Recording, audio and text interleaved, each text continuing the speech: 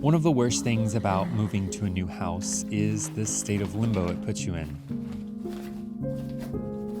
Once it's been decided that you'll be leaving, it feels like life stops progressing at your current place, but it is yet to begin in your new place.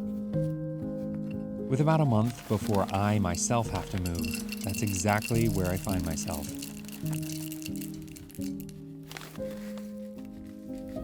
It's affecting my life in ever so many small but aggravating ways.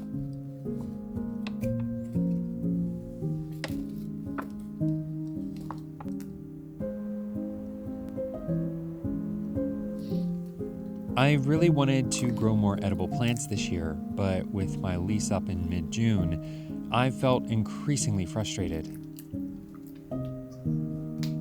If I plant the seeds in spring, who knows if the young sprouts will survive being packed and moved to my new place. But if I wait until after my move to plant, there likely won't be enough time for them to mature before the weather gets too cold. I was hesitating on what to do and had pretty much decided that I'd just wait until next year, before I had to yell at myself to snap out of it. I stopped thinking about it, bought some seeds, and got them into pots before it was too late. I do this a lot in my life, letting things that are out of my control ruin things that are very much in my control.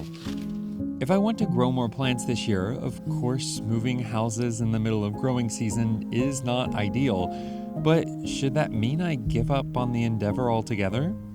I don't think so. And let's get real, the risk is small. The plants will probably be fine.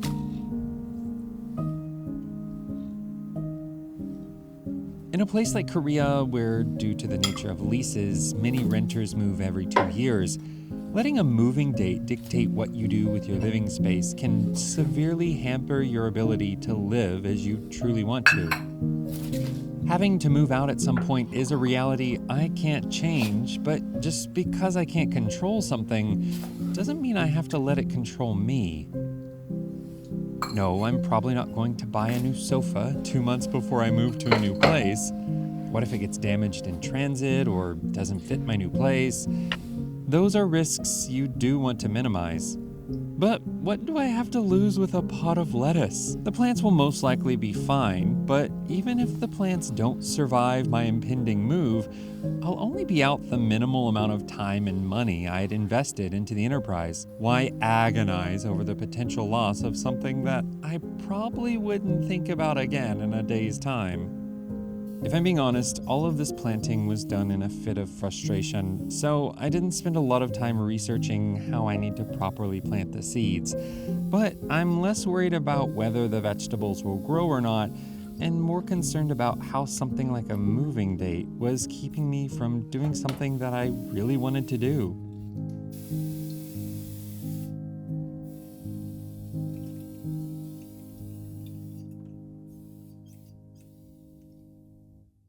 I've been very concerned as of late that the systems and powers that be are pressuring me to live a life that isn't very human.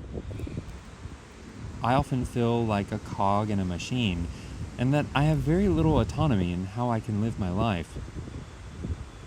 So I need to be more vigilant in my efforts to assert my autonomy when possible.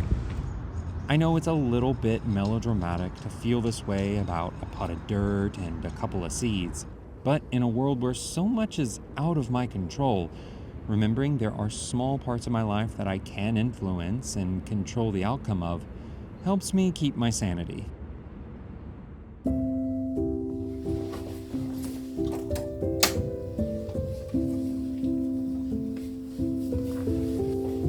I recently came across a video that essentially said something along the lines of, if you have things you want and you're not rich, either give up on attaining them or be prepared to work for them. Maybe it's not the most groundbreaking idea, but something about it did resonate with me. I definitely don't have the money to just buy everything I want in life, so do I just give up on them if they aren't readily available to me? Maybe for some things, it's important to be realistic and remember that we can't have everything we want. It's probably a good idea to give up some of the things lower on our list of priorities, But just because we can't have everything we want doesn't mean we can't have something that we want if we're willing to put in the effort. I need to stop looking or waiting for ideal situations and just do what I want to do. That's how I got to Korea. That's how I got into TV and radio work. It's something that I used to do much more often in my life, and I think I need to reawaken that instinct within me. Yes, it led to many failures and mistakes, but it also helped me to see my options were less limited than I had initially perceived. It's not that I should avoid discomfort or inconvenience, but if those setbacks are going to be there anyway, maybe I should just ignore them and get on with my life. Because I have a lot of life I still plan to live. Thank y'all for watching, and I wish y'all all the best.